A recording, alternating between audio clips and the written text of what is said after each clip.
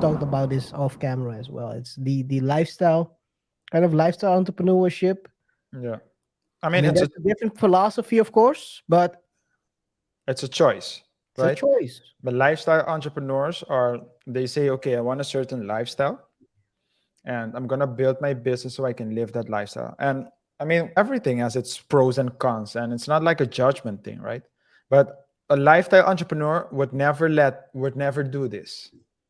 Or at least if the lifestyle entrepreneur wants to enjoy the lifestyle now, then he or she wouldn't do it.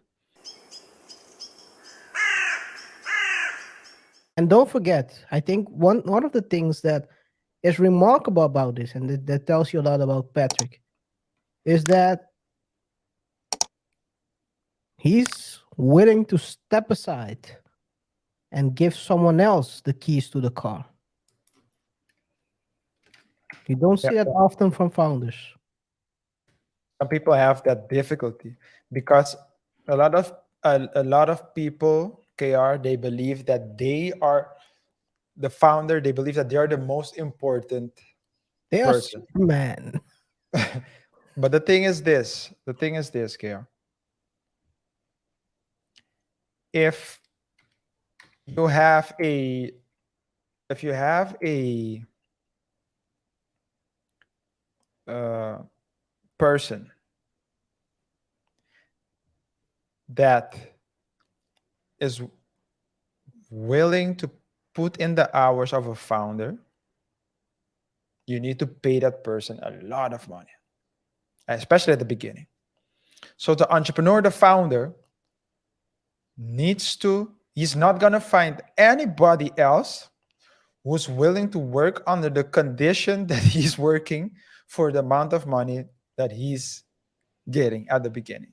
Because oftentimes the founder is working maybe 12, or I mean, supposed to work 12, 14, 16 hours a day, Easily.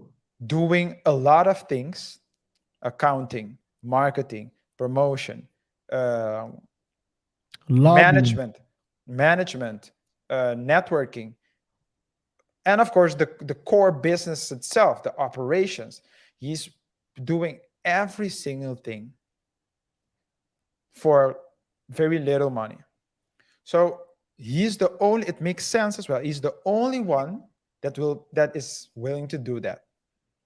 Anybody else with the competency that he has will require a huge salary.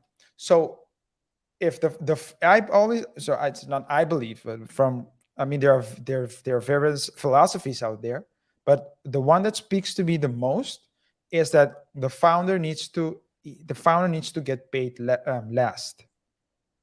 So of course you need to get a salary or else you won't make it, but you need to be chill, pay someone.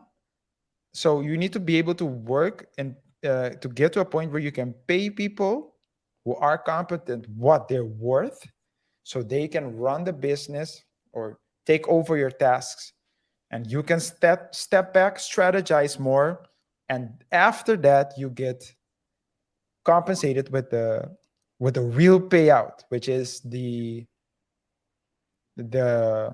Exit. not before the exit, the profits. Growth. The profits. Okay.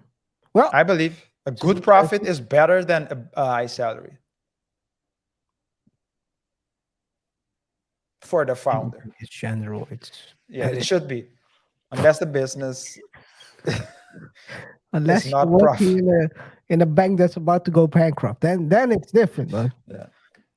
But anyway, guys, I think that's a good transition to the next part of that video, because he actually talks about this in the video.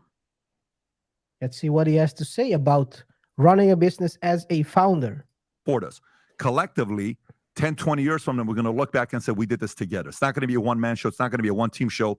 It's going to be collective effort with you and us doing it together. Without you, there is no Valuetainment. Without you, there's no PBD podcast. Without you, we don't have this media company. Without you, you and I don't meet each other. Without you, we don't have all these people that are working here.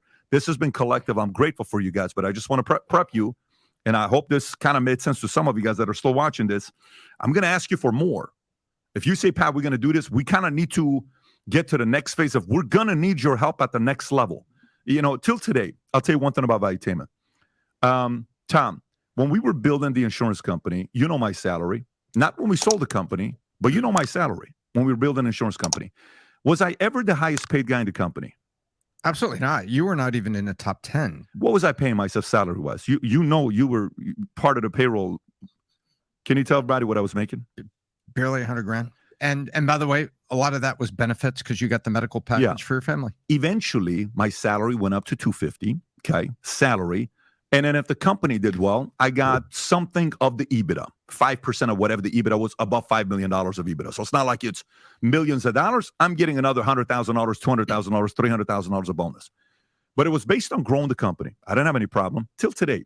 From Valuetainment, day one till today. You know how much money I've taken off the table from Valuetainment? Zero. I don't take a salary from this. I don't take profits at the end of the year. Everything's reinvested into Valuetainment because vision is real. So when we're doing what we're doing, I was like, oh my God, I can't believe we have to pay that. I can't believe we're not doing this because I'm trying to go buy another car. I've made a good decision. I've done well for myself financially where we've set aside a good amount of money and we sold the insurance company. This is a project of 40 years. Before we continue, let's talk about the first part, which he says he paid himself less. Well, he wasn't even in the top 10 earners of the company as a founder. That's crazy. Wow. But crazy for the average person. yeah. Usually, like you said, I mean, as a founder, you should be taking care of the people who are taking care of the business first. Yeah. And you have to pay them their market value, their business value, whatever value they bring to your company. I mean, of course, you bring a lot of value as well as a founder, but it's not the same. It's not the same. You're trying to grow your company, and I think it's very weird sometimes.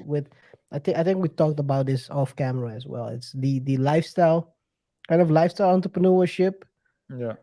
I mean, it's a different philosophy, of course, but it's a choice, right? It's a choice. But lifestyle entrepreneurs they say, okay, I want a certain lifestyle and I'm going to build my business so I can live that lifestyle. And I mean, everything has its pros and cons, and it's not like a judgment thing, right?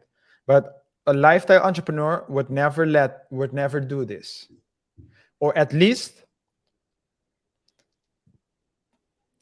if the lifestyle entrepreneur wants to enjoy the lifestyle now, then he or she wouldn't do it. Because what they would do then, they would look at their costs. For example, they would say, okay, I want to live at a $10,000 a month standard. And so for that to happen, taking into account what I need to earn, my costs, etc., and of course I want to profit, I would need maybe 25,000, for example, right?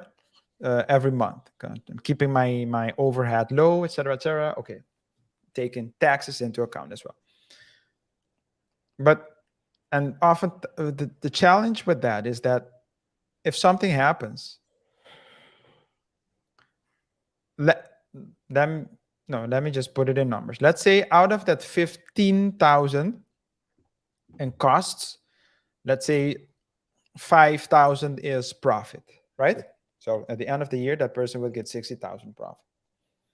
And you would think, okay, that's good. But if the person had lived on a $5,000 budget salary a month, then there would be 10,000 in the company instead of 5,000, which means maybe that person can go and hire two or three support staff members for 5,000, keeping the other 5,000, or maybe hire one person who is a professional for 5,000, 4,000, 3,000, whatever the case may be, depending, of course, on the market salary, who would be able to double the production which would mean that the revenue would be much higher and the profits way higher.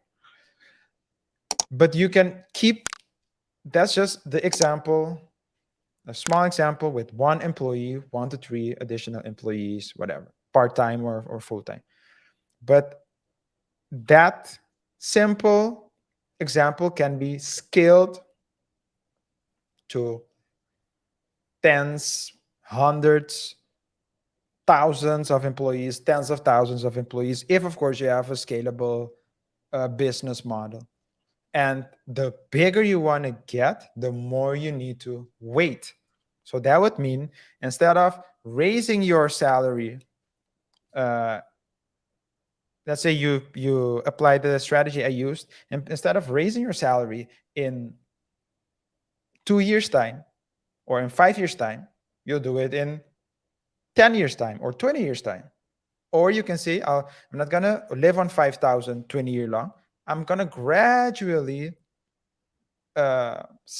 maybe increase my salary bits by bits or pay myself a bonus, but letting the money in the business. That requires a lot of discipline.